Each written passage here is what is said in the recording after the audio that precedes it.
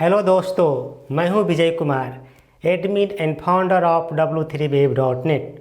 Welcome to my channel classic Vijay w3wave। दोस्तों, आज की टॉपिक है गुरु हमारे लाइफ में कितना इम्पोर्टेंट रोल अदा करता है। तो आइए शुरू करते हैं। दोस्तों, ये आप भी जानते हैं, मैं भी बिलीव करता हूँ कि गुरु बिना ज्ञान नहीं। ये बहुत ही पुरानी कहावत है। अगर कुछ ज्ञान की प्राप्ति करना है तो गुरु आपको चाहिए ही चाहिए होता है। आप कितना भी कोई किताब पढ़ लें, कितना भी कोई समझाने वाला हो, लेकिन अगर आपके पास कोई गुरु नहीं है, कोई मार्गदर्शन करने वाले कोई इंसान नहीं है, तो आप अपने मंजिल तक नहीं पहुंच सकते। कोई भी अपने लक्ष्य प्राप्ति के लिए आपने को कोई न कोई एक गाइड करने वाला चाहिए होता है, कोई मार्गदर्शन करने वाला चाहिए होता है। वो गुरु की कृपा से ही हम कुछ न कर पाते हैं। गुरु की कृपा जिस पर होती है वो उसकी मंजिल मिलता है। इसलिए अपने लाइफ में किसी न किसी को एक मेंटर बनाना पड़ता है। पहले समय में लोग अपने घर से बहुत दूर ऋषि के आश्रम में जाते थे और ज्ञान की प्राप्ति करते थे। आज के टाइम में समय बदल गया है। अब आश्रम नहीं है, ऋषि नहीं है, उसके जगह पर एक स्कूल हो गया है, कॉलेज हो गया है। लेकिन ज्ञान की प्राप्ति के लिए आपको घर से दूर जाना पड़ता है। अगर आप चाहते हैं कि मैं सारा किताब घर पे पढ़ लूँ और अपनी ज्ञान की प्राप्ति करूँ, तो ये पॉसिबल नहीं है। अगर आपको ज्ञान की प्राप्ति करना है, सही मार्गदर्शन चाहिए, आपको सही गाइडेंस की ज़रूरत आपको है, तो आपको घर से बाहर कोई स्कूल कॉलेज आप में जाना पड़ेगा। पहले समय में भी जब स्कूल कॉलेज नहीं हुआ करता था, राजा महाराजाओं के टाइम था, ऋषि मुनि के टाइम था, उस समय जो लोग ज्ञान प्राप्ति करने चाहते थे वो ऋषि के आश्रम जाया करते थे। भगवान कृष्ण, भगवान राम, ये सभी लोग को ज्ञान की प्राप्ति की जो थी, और सभी लोग को घर में सब सुविधाएं थी, राजा के बेटा थे, लेकिन ज्ञान प्राप्ति करने के लिए वो घर से दूर जंगलों में ऋषि के आश्रम में जाते थे और ज्ञान की प्राप्ति करते थे। ये सदियों से चलता आ रहा है और हमेशा चलता रहेगा। कोई भी इंसान हमेशा अपने घर में माता पिता से सब कुछ नहीं सीख सकता। उसके लिए कोई ना कोई गुरु चाहिए होता है। आपको एक मेंटर चाहिए होता है जो कि आपके गलती को, भूल चूक को आपके सही मार्गदर्शन कर सके। दोस्तों, आप जानते होंगे हमारे लाइफ में जो गुरु का स्थान है वो कोई नहीं ले सकता। भगवान से भी ज़्यादा उनका जो वैल्यू होता है, जो उनकी जो मान सम्मान होता है, वो भगवान से भी ज़्यादा होता है। भगवान से भी ज़्यादा उनका कद होता है।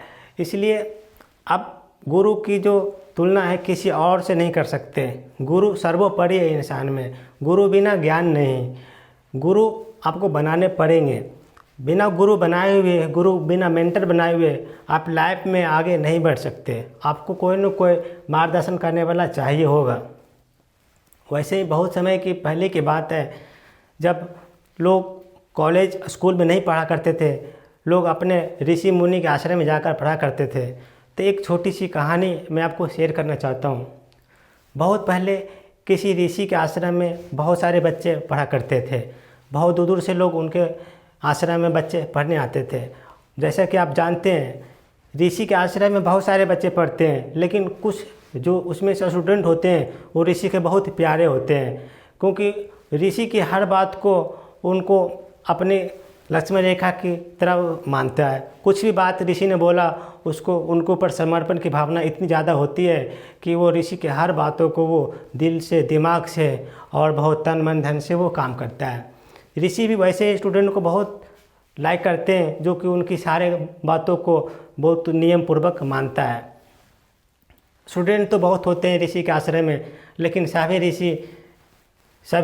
सभी जो स्टूडेंट होता है वो ऋषि के इतने चहेते नहीं होते। इसका कारण उसकी समर्पण की भावना होती है।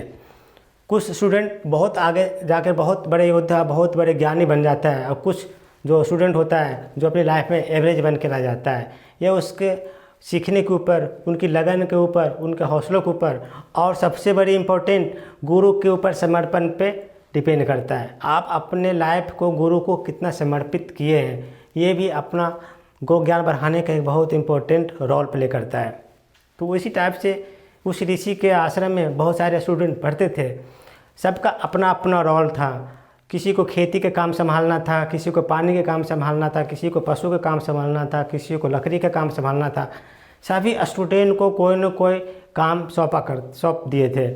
उसी स्टूडेंट में से एक आरुणि नाम का लड़का था जो कि खेती के काम संभालता था। उस आश्रम से रिलेटेड जो खेती का था, जो अन्न उपजाने का, जो उनका जो आश्रम का जो कुछ खेत थे उसका वो देखभाल करने का काम था। जैसा कि आप जानते होंगे, जब धान की खेती होती है तो वो बारिश के समय में होती है, और धान की खेती के लिए बारिश की पानी को खेतों में इकट्ठा करके रखना होता है। अदरवाइज़ अगर खेत से पानी निकल गया तो खेत सूख जाएगा और धान की फसल होगा नहीं। तो एक समय की बात है जब बारिश बहुत तेज़ हो रही थी। बहुत बारिश तेज़ होने की वजह से जो सब खेतों में पानी भर गया था। जब बारिश छूटी तो ऋषि ने एक आरुणि नाम के लड़के को बोलते हैं कि बेटा खेत की तरफ एक बार चक्कर लगा लो, देख लो कहीं बारिश का पानी हमारे खेतों से निकल न जाए, क्योंकि अगर खेतों के पानी बाहर निकल जाएगा तो धान की फसल सूख सकता है, क्योंकि धान की फसल के लिए हमें पानी रोक के रखना पड़ता है। तो आरुणि अपने गुरु की बातों को ध्यान में रखते हुए खेतों की तरफ चला जाता है। खेती की तरफ जाकर देखता है कि उसकी खेत से कई जगह से पानी के रिसाव हो रहे हैं। खेत से पानी बाहर की तरफ निकल रहे हैं। उन्होंने सोचता है कि ऋषि ने बोला था कि पानी की जो हमारे खेत से कहीं पानी बाहर नहीं निकल जाए, उस पानी को हमें बचाना है, किसी भी कीमत पे पानी को खेत के अंदर रोक के रखना है। तो मिट्टी से अपने हाथों से मिट्टी उठाता है और जहाँ से पानी निकल जाता है वहाँ पर रख देता है। तो पानी जो है खेत से बाहर नहीं निकलता।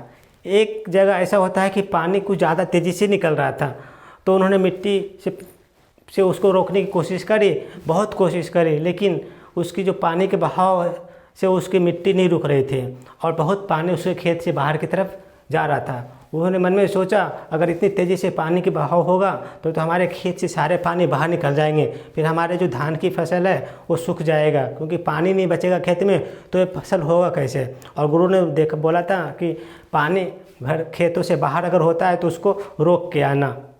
तो ये सब सोचते हुए वो बहुत सोचने लगा कि अब मैं क्या करूं, पानी इतनी तेज़ी से बाहर निकल गया। अगर मैं आश्रम जाता हूं, आश्रम से और भी बच्चों को बुला कर लाता हूं, तब तक बहुत सारे पानी निकल जाएगा और हमारे खेत से बारिश के सारे पानी निकल जाएगा तो हमारे खेत सूखने की चांसेस बढ़ जाएंगे। तो उसके दिमाग में एक आइडिया आता है। वो सोचता है कि क्यों ना मैं इस जो खेत की जो मेड़ है जहाँ से पानी बाहर निकल रहा है उसके सहारे मैं नीचे लेट जाऊँ और पानी को रोक दूँ। जब गुरुजी आएंगे, हमारे सब बच्चे स्टूडेंट और भी आएंगे, तो उस पानी को सब मिलकर उसको रोकने में कामयाब होगा। अगर मैं आश्रम जाता हूँ और सारे बच्चों को गुरु को बोलने जाता हूँ कि सारे पानी खेतों से बाहर निकल रहा है, तब तक तो हमारा खेत सूख जाएगा, सारा पानी बारिश के निकल जाएगा। ये सोचकर वो खेत की मेड़ के साइड में वो लेट जाता है और पानी को बाहर निकलने से बचाए रखता है। जब शाम हो जाती है तो गुरु सारे बच्चे को देखते हैं कि सारे बच्चे आश्रम में आ गए। एक आरुणि नाम का जो विद्यार्थी है वो अभी तक वापस नहीं आया है। फिर उनको ध्यान आता है कि अरे मैंने उसको तो खेत की तरह बोला था कि जाओ खेत की मेड़ की चारों ओर देख कर आओ, कहीं पानी ना बाहर निकल रहा हो।